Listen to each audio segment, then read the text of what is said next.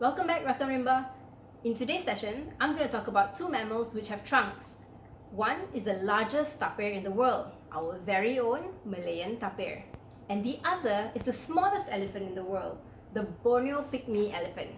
So, if you're ready to start drawing, make sure that you have your paper, pencil, and an eraser. Let's start with the tapir. Okay, so I'm watching the image that I have on the right hand side and I'm making circles to give me a reference in terms of the size of the body and the head. It looks a bit odd right now, but don't worry, I'm giving myself a gauge with the circles.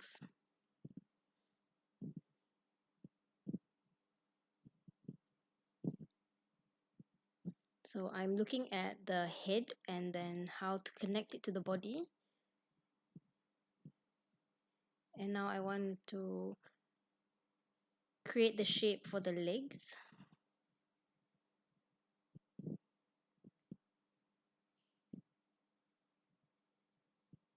And if you realize I've drawn the legs that are closest to us with a bit of an angle, and this makes it just look a little bit more alive than if we were to draw straight legs.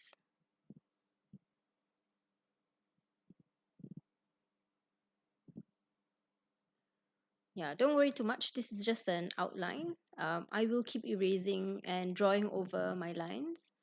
So it's something that's a work in progress.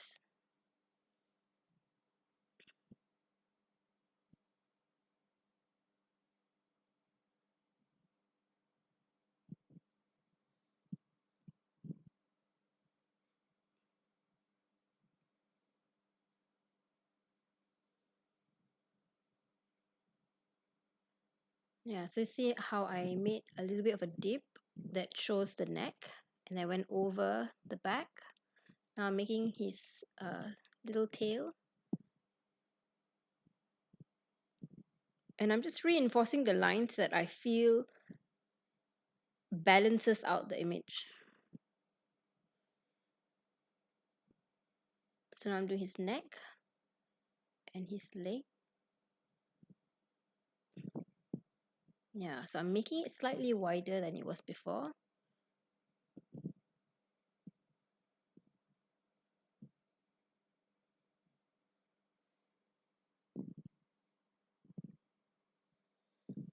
Now I'm doing the straight leg in the back.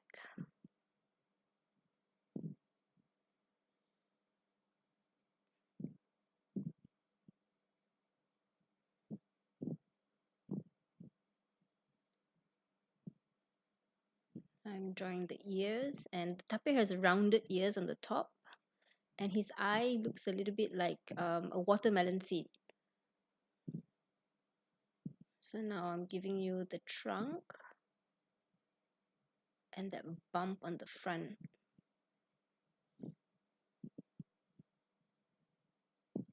So you can keep erasing and adjusting.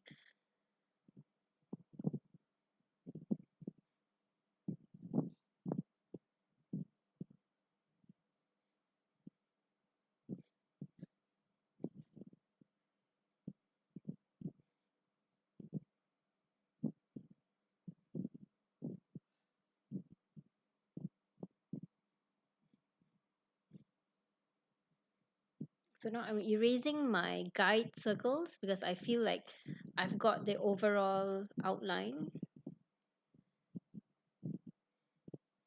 Yeah, so I'm making my tapir a bit more streamlined. I'm taking away all the bigger lines that I don't need.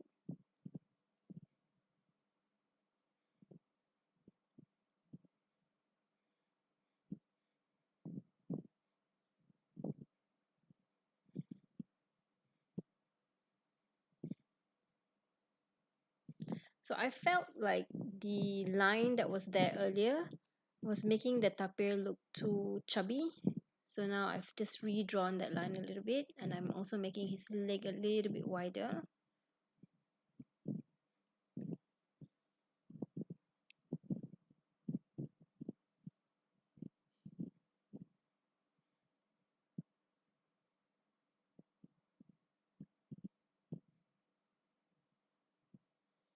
Right.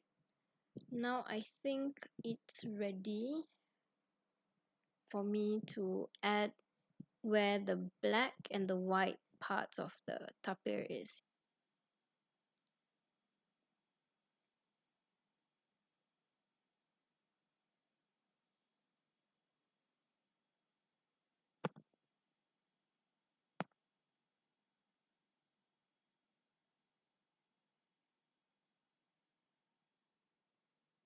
Now I'm ready to ink the drawing using a marker or a magic ink. I'm still adjusting a little bit, and it's fine to keep adjusting until you draw with the magic marker.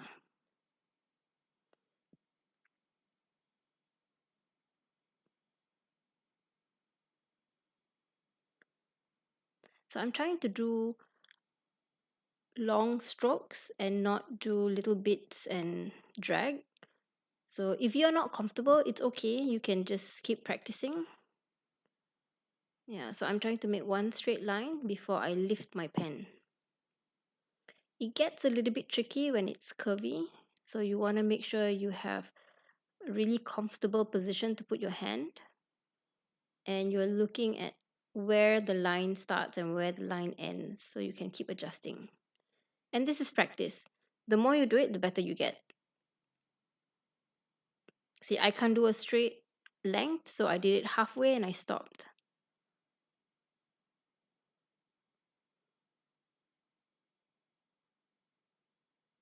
All right, my tapir is done. I'm going to wait a bit before I erase it because if not, the ink will blotch.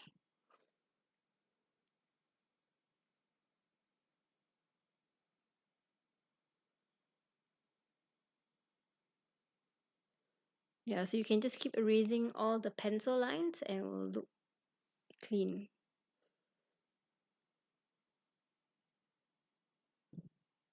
So you can go ahead and color in your tapir. But remember, it's only black and white, so you just have to fill in the black color.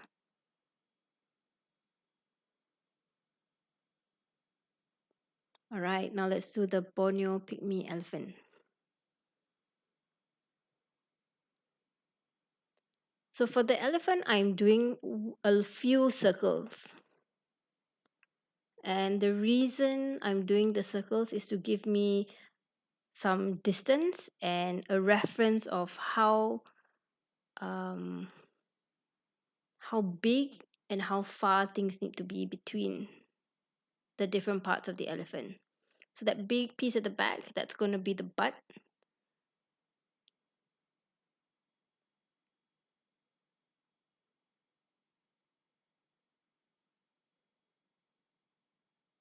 Yeah, it doesn't make sense right now, but as I go through the drawing, you'll see how the circles actually give me a reference. So I started with the legs.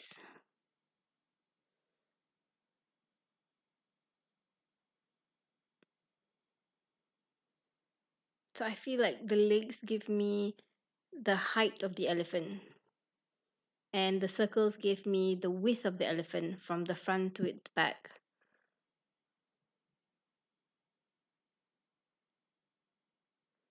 Now I want to draw his neck. His front foot's pretty easy, and his back foot's okay.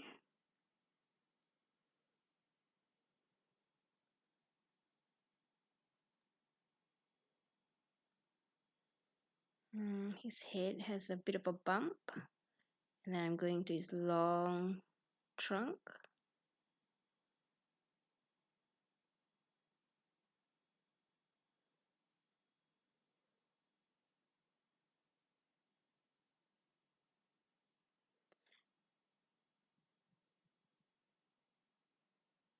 Yeah, so I tend to adjust my drawing a lot because sometimes after I've drawn it, I feel like it's not the right size or the shape doesn't express a particular feature. So I go back and I erase and draw again. So that's his ear.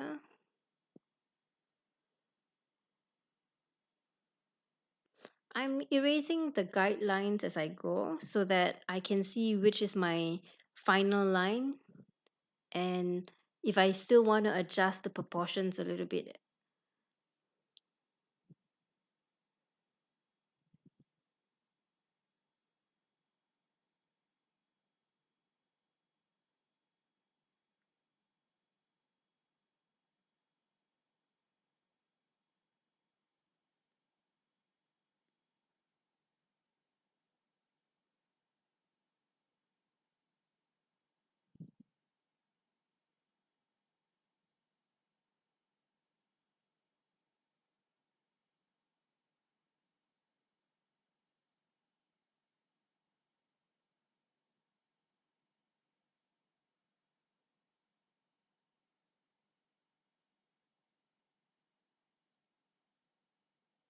Yeah, so if you realize the elephant's butt is pretty high, so that's why I had that big circle at the back a bit higher, so that I got that right dimensions to give us this shape.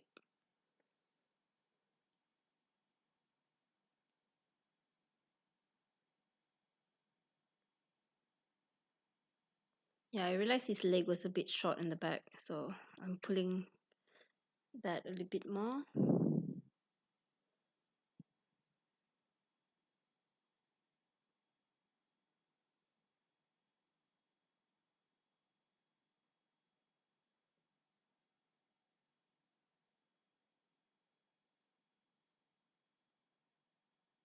Don't forget his eye. Okay. Oh, there's an ant.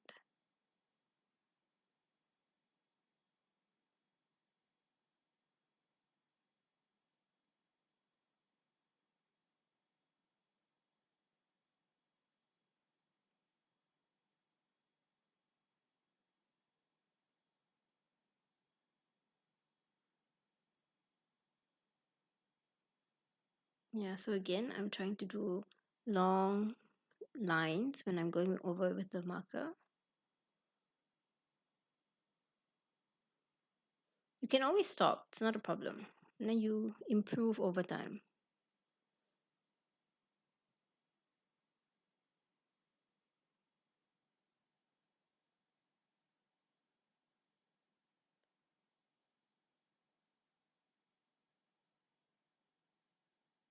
So again, I did the back in 2 strokes because I needed to stop. I couldn't move my hand. Now I'm just finishing up the ear and the eye. Alright, so I'm going to wait a bit before I erase so that the ink is dry. So remember, when you're erasing, always use your other hand to hold the paper. If not, your paper is going to crumple. So I'm always pressing down with one hand and erasing with the other.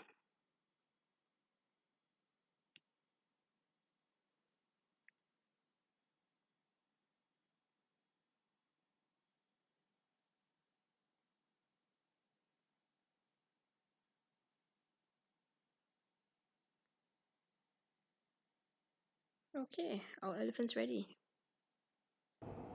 I hope you enjoyed drawing the two mammals with me today. Practice the drawing by watching the video again, pause, and adjust as you go. I too practiced before the session with you. Have fun, share your drawing with us, and make sure you tag us on Facebook as well as on Instagram. Join us again for another drawing session next week.